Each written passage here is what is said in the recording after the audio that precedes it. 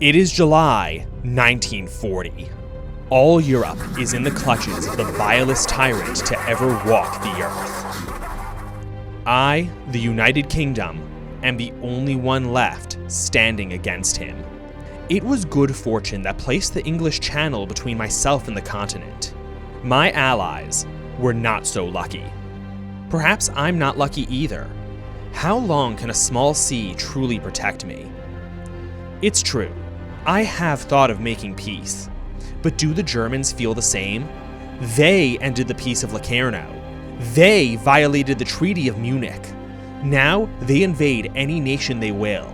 How long before they betray this new peace made at gunpoint? I must fight, even if that means losing my wealth, my empire, or even my very existence. Britain truly stands alone. Dad, what about me? I'm still in the war like you asked. Yeah, us too. And what about me? I brought plenty of troops to continue the fight. And how about us other governments in exile? Yeah. Screw you, Germany.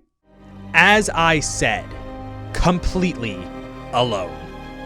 So you can call me Ezekiel. And this is why Britain continued fighting after the fall of France and how they survived it alone.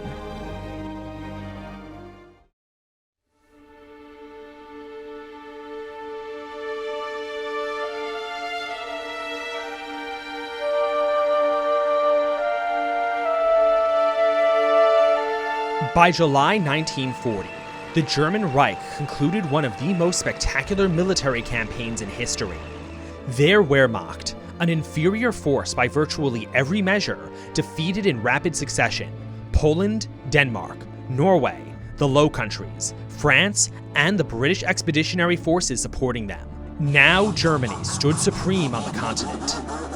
Much of this success can be attributed to the Wehrmacht's superior leadership, daring German diplomacy, and an incredible string of good luck. Shocking incompetence from French and British military leadership also played its part, but desperation breeds determination.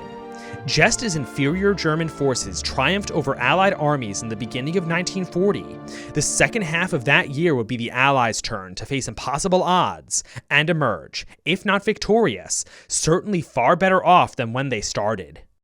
Why would Britain even do this? Why stake centuries of empire on a war that was clearly lost? Even if the full extent of coming damages weren't clear, it was obvious that British finances would be irrecoverably ruined by the war effort. So why did they keep fighting? There were three reasons. First is the centuries-old British grand strategy. Britain's status as an island nation allowed it to favor naval power over its army, which could alone keep invaders off its shores. No continental power could neglect its army the way England could, lest they make themselves vulnerable to one another. This meant the Royal Navy could defend against one or even a few continental powers, but a united Europe would surely overwhelm it. As a result, Anglo policy would always be to prevent the unification of Europe under a single alliance or state. A policy so important that the British would pursue it even to the brink of annihilation, as nearly happened against Napoleon, and as they are about to do again against Nazi Germany. The second reason was diplomatic. Much like the Treaty of Amiens with Napoleonic France, the British extended favorable terms to Nazi Germany several times, only for their supposed partner to accept and then issue more demands.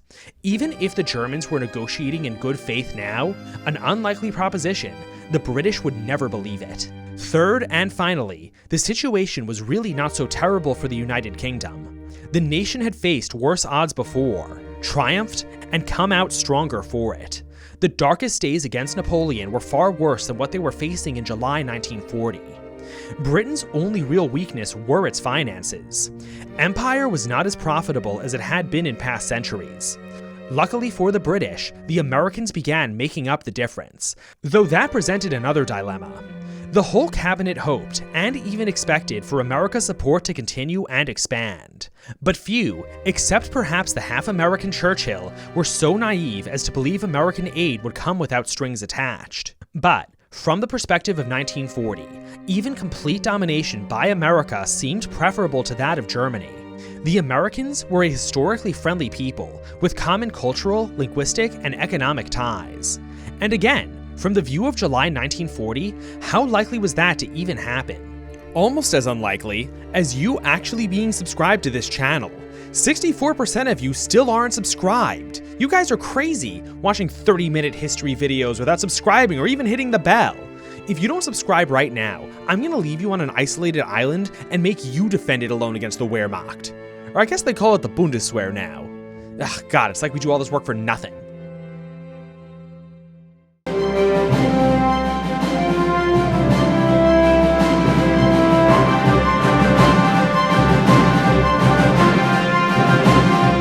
As early as May 25th, the British Chiefs of Staff Committee presented Cabinet a report entitled British Grand Strategy in Case of a Certain Eventuality.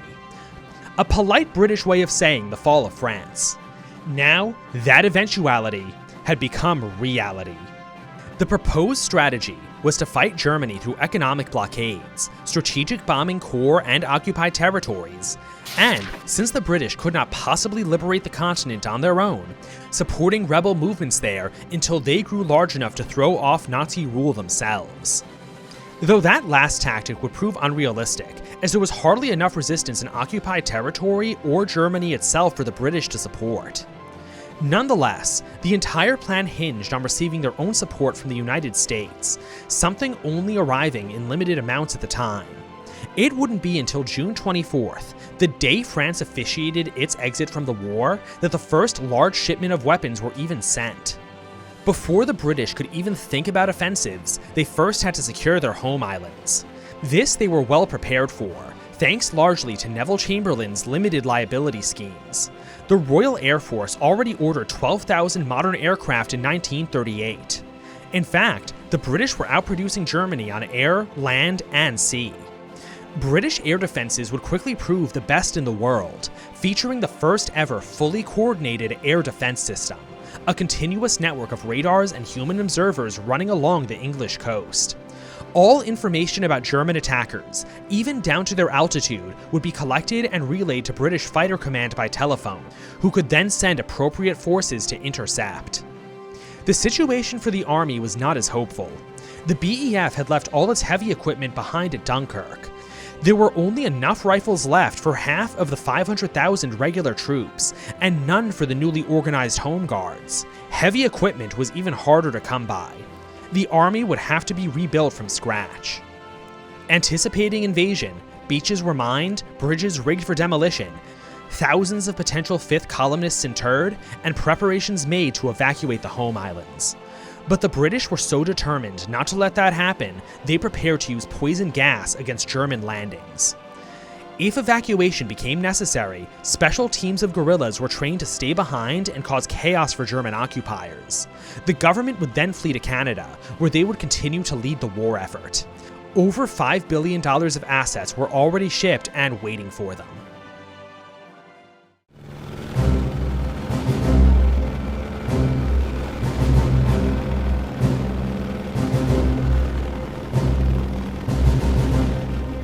On the other side of the channel, the Germans left behind their traditional audacity in favor of a new strategy of Sitzkrieg. After all, the British were beaten. Germany won. All that was left was for diplomats to sign the paperwork. Many days were wasted waiting for the British to respond to peace offers. When British intransigence made itself clear, the Germans had to find a new way to force their capitulation. Naturally, the submarine campaign against British shipping would continue. But that couldn't help against the British Isles themselves. With the Kriegsmarine sunk in Norway, and Italy's navy, the Regia Marina, trapped in the Mediterranean, only the Luftwaffe was capable of attacking Great Britain. The Germans learned from experience that it was not possible to only bomb a nation into submission. They'd still have to invade it. So to make an invasion possible, the Luftwaffe was given the lofty task of completely destroying the Royal Air Force. It was hoped that total air superiority, combined with what was left of the German Navy, might be enough to secure a corridor across the English Channel. What to do next in case of success was a little vague, though the possibility was brought up of returning the German sympathetic Edward VIII to the throne. If successful, this would have been the greatest military accomplishment in German history. One has to go as far back as William the Conqueror in 1066 to find the last successful invasion of the British Isles. To follow in those footsteps would put the Germans in the same league as the Vikings, Normans, and Romans of ages past. Unfortunately for them, the Germans were not remotely prepared for such an action. The Luftwaffe, although largely intact after its campaigns across Europe, was not designed for strategic bombing. Its ground attack craft were meant for close air support, while its fighters didn't have the range to escort them all the way to their targets. There weren't many air bases along the Channel coast either, meaning they would have to be built. All of this gave the British, with their superior industry, time to expand the Royal Air Force and improve their already considerable defenses. The Kriegsmarine would still have a key role to play securing the crossing and convoying troops. That so much of it was lost in Norway was unfortunate. Doubly so, now that the Norwegian ports they were sacrificed to capture were useless compared to the newly won French Atlantic ports. It would have been awfully nice if the Germans were allied to a sea power who could support their invasion. Though the Regia Marina was trapped in the Mediterranean, there was still one other friendly nation in Europe with a powerful navy. The very same nation Germany had just crushed and occupied. Vichy France.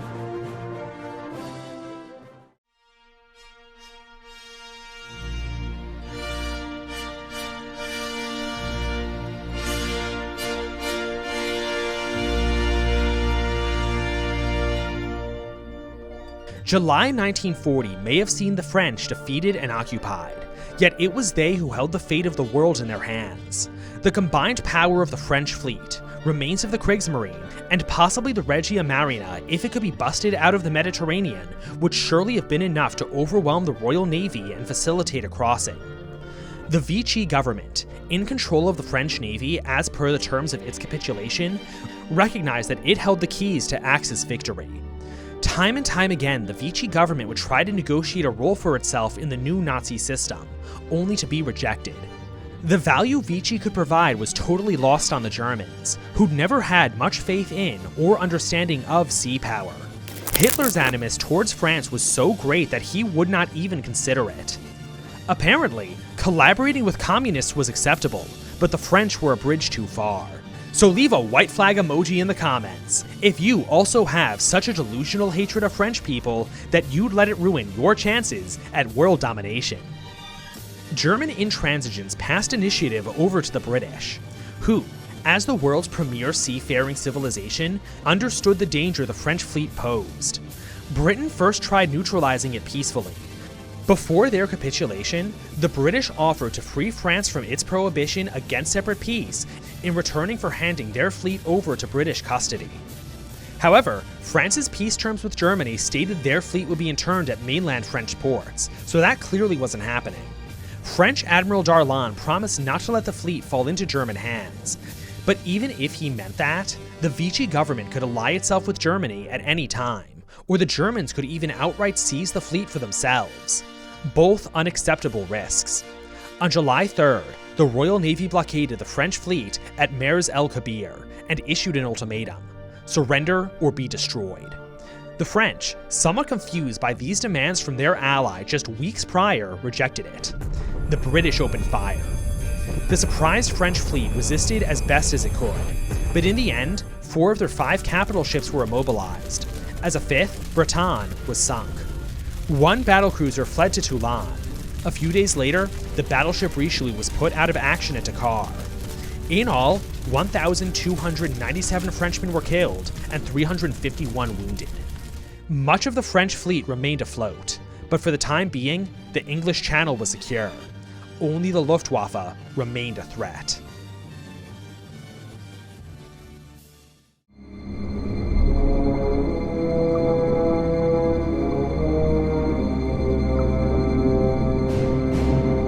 Before the German invasion of the United Kingdom, Operation Sealion could begin, the Royal Air Force had to be destroyed. The Kriegsmarine wouldn't be ready for invasion until September 15th, making that the deadline for the operation. Luftwaffe intelligence was so confident in its strength, they believed they could do it in just 4 days. This confidence came from a very good source: the fact that they were wrong. Just a few of their intelligence failures included underestimating the size of British squadrons, assuming most British airfields weren't fully operational, thinking German fighter planes were superior to Britain's, underestimating British aircraft production by 50%, meaning they did not realize they were getting outproduced in the sky, and having virtually no understanding of Britain's best-in-world early warning systems. In brief, the Luftwaffe massively overestimated its position and underestimated that of its enemy. While the British also had similar estimates of relative strength, it was not nearly to the same degree. The first of the Luftwaffe's 4-day mission to destroy the RAF was dubbed Adlertag, Eagle Day. As the Luftwaffe waited for the weather to clear and new airfields to be built, preparatory strikes were launched against British radar stations. Meanwhile, the German U-boat fleet continued its campaign against British Atlantic shipping. They would sink over 1 million tons between June and August, a period known to U-boatsmen as the First Happy Time.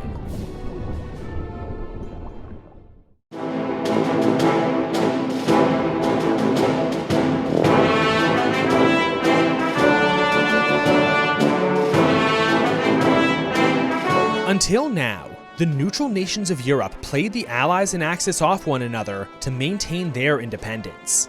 Now, with France defeated and Britain isolated, those nations would have to make difficult compromises. Sweden opened its economy to the Germans, especially its shipyards that were used to build new merchant and naval vessels for the Kriegsmarine. The Swedes also allowed Wehrmacht troops to cross their country, virtually at will. Having barely survived the Winter War, Finland was desperate for a partner to protect it against further predations. Perhaps Russia's greatest mistake in Finland was not invading it, but banning the Finns from making a defensive pact with Sweden after it failed, which left Germany as Finland's only option for protection. While the Nazi-Soviet pact forfeited German interests in Finland, the failed Soviet invasion seemed to invalidate that part of the treaty in German eyes. The Reich welcomed Finland with open arms. Following the collapse of France, Spain became rather enamored by the thought of entering the war. The Germans offered them territories, including Gibraltar, French Morocco, and colonies deep into the Sahara. But the situation wasn't so simple. Still recovering from their civil war, the Spanish insisted that Germany supply them for the duration of the conflict. But the Germans weren't interested in Spain's military so much as its naval bases. This led to ideological problems for the nationalist Franco, who was utterly opposed to ceding any Spanish sovereignty to the Germans. But, looking to eventual war with the United States, the Germans refused to drop the issue. Spanish enthusiasm was not only blunted by German obstinance, but also continued pressure from the British, who still held some sway in Madrid. By the time Allied pressure subsided and German interest swelled, Spain's own war fervor died down. Italian defeats between 1940 and 1941 only hardened Spanish skepticism. Spain would continue its ongoing economic, intelligence, and limited military cooperation with the Axis, but no more. And last, within hours of the fall of France, the Germans began preparations to pop the so-called pimple on the face of Europe: Switzerland. This invasion, first called Case Green, but later Operation Tannenbaum, Christmas Tree, would be developed in quite some detail, with the final goal being to partition Switzerland with Italy. But, as you'll know, Tannenbaum never happened. Partly because invading a country as well-armed and mountainous as Switzerland could have very realistically devolved into a German version of the Winter War, but also because the Germans simply had other priorities.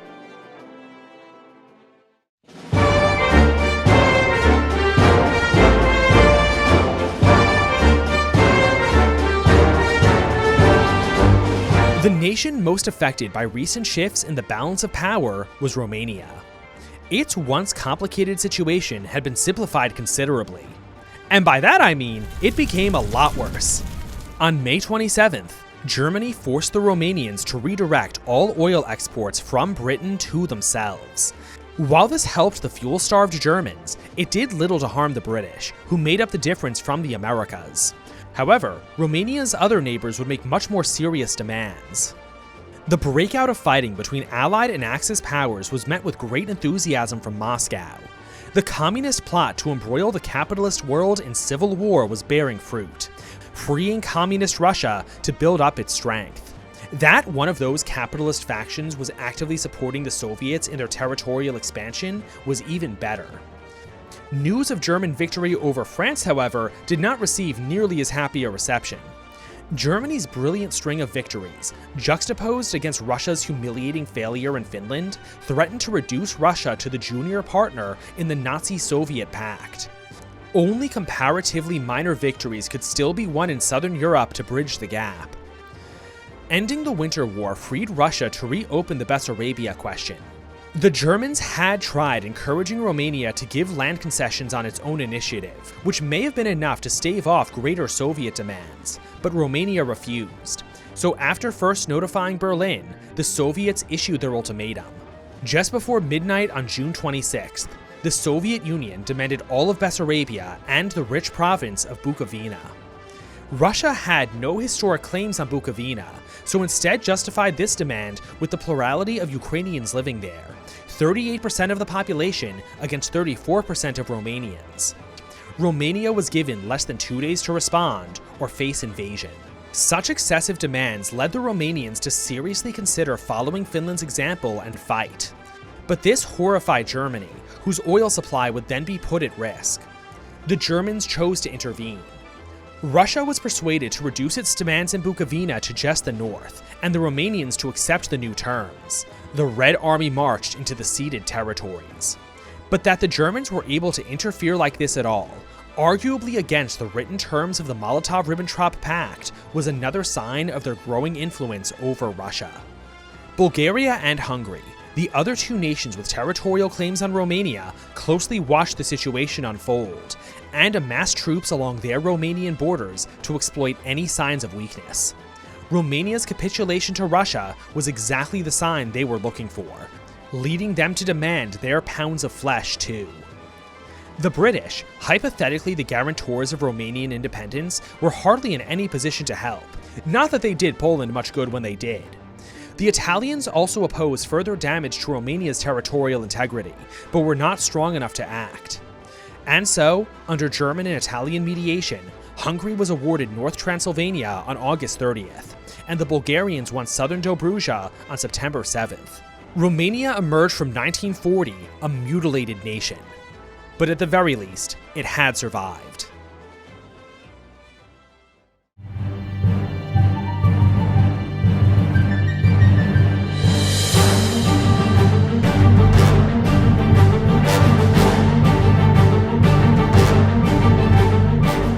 On August 13th, 1940, weather over British skies finally cleared. Air bases across the Channel coast were completed, and Adlertag began. 4 days of some of the most intense aerial combat ever seen took place. When the 4 days were over, the British were still fighting, as they would continue to do into the following week and all the way up to the end of August. Not only was the Luftwaffe unable to destroy the Royal Air Force, it had actually gotten the worst of the fighting, losing 694 aircraft in August against Britain's 389. Before the final month of aerial combat concluded, the nature of the fighting took a remarkable turn for the criminal. On the night of the 24th to the 25th, the Germans launched a nighttime bomber raid targeting the Rochester aircraft factory. Unfortunately, nighttime navigation and targeting tools were extremely poor in 1940, causing them to accidentally hit civilians in northeast London. It should be noted that the Germans had been quite strict about avoiding civilian casualties, for fear they would discourage the British from coming to the negotiating table, which was the whole point of the campaign. Plus, any assets wasted attacking harmless civilians would not help against the actually dangerous Royal Air Force. It should also be noted that the Germans had implemented the opposite policies in places like Poland and the Netherlands, where civilian centers were intentionally bombed in terror raids. The Poles were at least getting some revenge now, as 2 Polish and 1 Czech squadron participated in Britain's air defense. The Polish 303 squadron would even be the top-scoring unit in the whole Battle of Britain. The British, who had also accidentally hit civilians before, launched an immediate retaliation that same night. This raid, intentionally targeting civilians in Germany only achieved limited effect, due in large part to the aforementioned difficulties associated with nighttime bombing. By September 15th, Sealion's original launch date, it was obvious that the Luftwaffe had failed to destroy the RAF. Sealion was postponed all the way to spring of next year, before being abandoned entirely. Clashes would continue in the air, but at nowhere near the same intensity. What truly sealed Germany's defeat in the Battle of Britain was English industry. 15,049 new aircraft joined the Royal Air Force, against Germany's 10,826. The Royal Navy also grew by 1 battleship, 2 aircraft carriers, and a fleet of smaller ships including submarines and merchant vessels. Even the Army was recovering its strength at remarkable speed. By August, it had 27 nearly fully staffed and equipped infantry divisions. Meanwhile, the Home Guard rose to 600,000 troops largely equipped by the Americans, who were finally playing the long-hoped-for role of Britain's sponsor.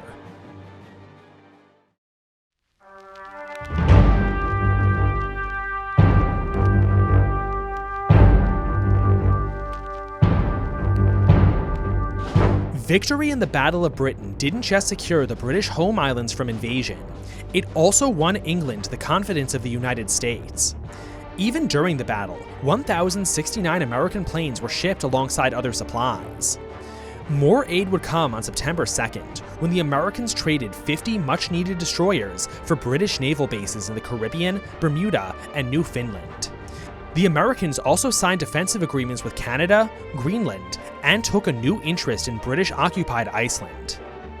On December 17th, American President Roosevelt openly announced his intention to lend even more aid to the British war effort. But Congress, accurately reflecting the American public, was largely opposed to this, believing that if any help was to be sent at all, the British should have to pay for it. But Roosevelt won them over by comparing the situation to lending one's neighbor a hose to put out a fire. You wouldn't charge them for it, but certainly expect it back after the danger's gone. The president also pushed to rearm America itself. This had once been an unpopular policy in a nation where most believed direct intervention in the last war was a mistake. But under new geopolitical circumstances, Congress was far more receptive to rearmament. The previously emaciated Army and Air Force won multiple budget increases, but the Navy was the biggest winner. In past decades, the British were thought capable of protecting the Atlantic, leaving only the Pacific for America to defend. Now facing the realistic possibility of the Royal Navy's destruction, the Americans prepared to take on Atlantic responsibilities as well. The US Navy was almost doubled in size, with the addition of 1,325,000 tons of warship. By the time the program was completed, America could boast a 2-ocean navy, large enough to fight in both the Atlantic and Pacific simultaneously. The German fleet saw little growth in comparison. Only 22 new U-boats were built in 1940. The seemingly impressive submarine fleet of the Regia Marina, the largest in the world, wasn't helping much either, as they were easily spotted in the clear waters of the Mediterranean. By the end of 1941, Britain's situation had considerably improved since the dark days of July. The home islands were secure, the Army, Navy, and Air Force were growing, and American aid was arriving in increasing volume. But North Europe and the Atlantic were not the only theaters of the conflict. Italian activity was about to turn the focus of the war to North Africa and Southern Europe, as the Japanese, long viewed as a secondary threat compared to Germany and Italy, were beginning to act on their ambitions in Asia, a problem for both Washington and London. But that will have to be a story for a future video, because this was why Britain continued fighting alone after the fall of France and how it survived. This video was funded by the British Chiefs of Staff as part of their war planning for the eventual fall of France, including their top generals, Duke Nelson, Feline Man, G.S. Rogers, Josiah, Karazin, Lord Inquisitor Zarius Drackhart, Pater, Swiss Cheesus, the Raven Union, and the Union of X.